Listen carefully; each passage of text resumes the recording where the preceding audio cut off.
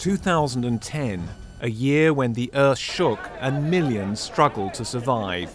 The UN mobilized relief and was called on to provide long-term solutions for the planet, for peace, nuclear disarmament, climate change, and universal human rights. UN Secretary-General Ban Ki-moon. The great goals are within reach. We can achieve them by looking forward, pulling together, uniting our strength as a community of nations in the name of the larger good. In January, one of the deadliest earthquakes in history struck Haiti, already the poorest country in the Western Hemisphere. 300,000 people lost their lives as large parts of the capital, Port-au-Prince, became a graveyard. Aid came in, but the logistical challenges were many. Despite the difficulties, the United Nations delivered millions of food rations, and doctors from all over the world helped the injured. Secretary-General Ban Ki-moon visited the devastated country. This is a moment of sadness, but this is also a moment of Haiti's need. Haiti's tragedy was also a tragedy for the UN. 101 staffers lost their lives when the UN mission's headquarters collapsed. Miraculously, one staff member, Jens Christensen, was found alive after being buried in rubble for 5 days. As the UN family mourned its loss, the organization pledged to carry on. They chased a flame. Wherever they went, they carried the light of hope. We will never forget you. We will carry on your work. A special relief coordinator was appointed, President Bill Clinton. And the thing that impresses me is how, in the midst of this awful tragedy, they are imagining a future. This clothing factory and some schools reopened quickly, but rebuilding the country is a slow process. A hurricane and floods also struck Haiti. Then a cholera outbreak prompted a new emergency appeal. In 2010, there was tragedy in Pakistan, where massive floods destroyed 250,000 homes. 1/5 of the country was underwater. The UN launched a major airlift and tried to drum up donor support. But many people are still homeless. What's more, receding floodwaters washed up landmines from recent conflicts, a dangerous trap for many.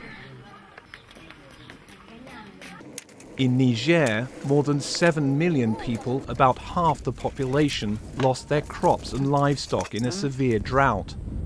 Nearly 80% of Niger's children are malnourished.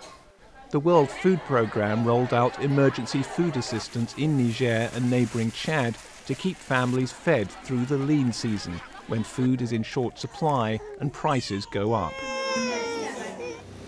This year, more than 124,000 UN peacekeepers were deployed in 16 missions around the world. In Darfur, badly needed helicopters finally arrived at the UN peacekeeping mission, where peacekeepers helped distribute ballots for Sudan's first multi-party election in 24 years. After decades of conflict, members of this remote cattle camp on the Nile River see the elections as an opportunity for peace. During the war, I thought that I was going to lose my life. Now we have peace in this land, and I don't want to die. At UN headquarters, heads of state warned that Sudan's future depends on the successful outcome of referenda next year, in which the south of the country will vote on possible independence from the north. US President Barack Obama. No one can impose progress and peace on another nation. Ultimately, only Sudanese leaders can ensure that the referenda go forward and that Sudan finds peace.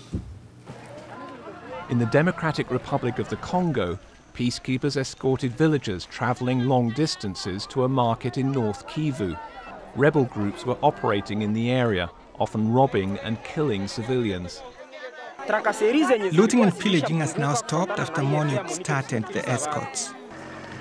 Peacekeepers stepped up their patrols after they failed to prevent the gang rapes of hundreds of women by the rebels.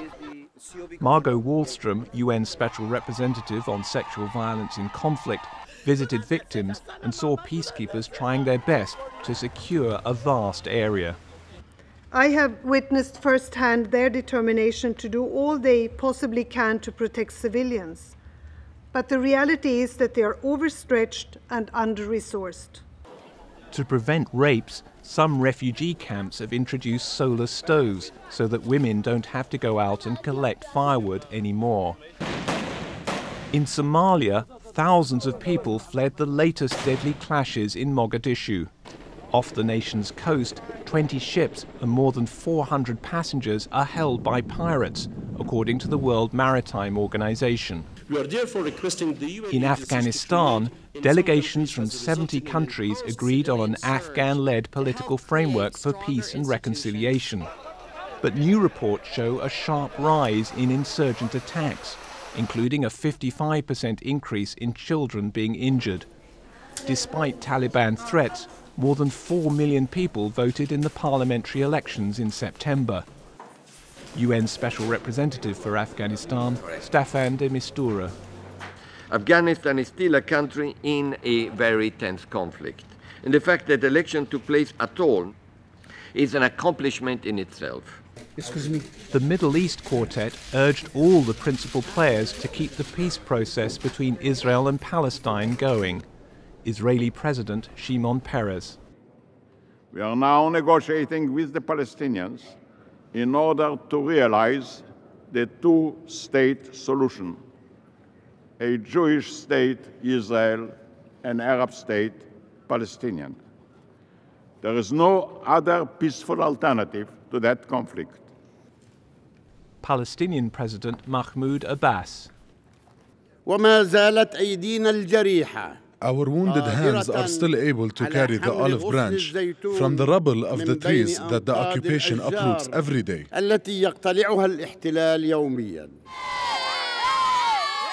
In a joyful break from the tensions in Gaza, more than 6,000 children took part in a kite-flying contest at the UN Relief and Works Agency's summer camp. They set a new world record. 65 years after Hiroshima, UN Secretary-General Ban Ki-moon declared that it was time to free the world of nuclear weapons. That is the only sane path. In Prague, the US and Russia signed a new arms reduction treaty. And at the UN, the 189 member nations of the Nuclear Non-Proliferation Treaty agreed to cut nuclear arsenals in a series of small steps. UN Messenger of Peace, Michael Douglas. It is my profound hope that we could be witnessing the beginning of the end of nuclear weapons. Even as the UN pushes for a ban on all nuclear tests, there's still concern that North Korea and Iran are attempting to make nuclear bombs. I call on Iran to fully comply with the Security Council resolutions and fully cooperate with the IAEA. I encourage the Democratic People's Republic of Korea to realize the verifiable denuclearization of the Korean Peninsula. 2010 is the year of biodiversity. These orphaned gorilla babies in Congo lost their parents to poachers. Peacekeepers airlifted them to a nature reserve to help reduce illegal trading in endangered species.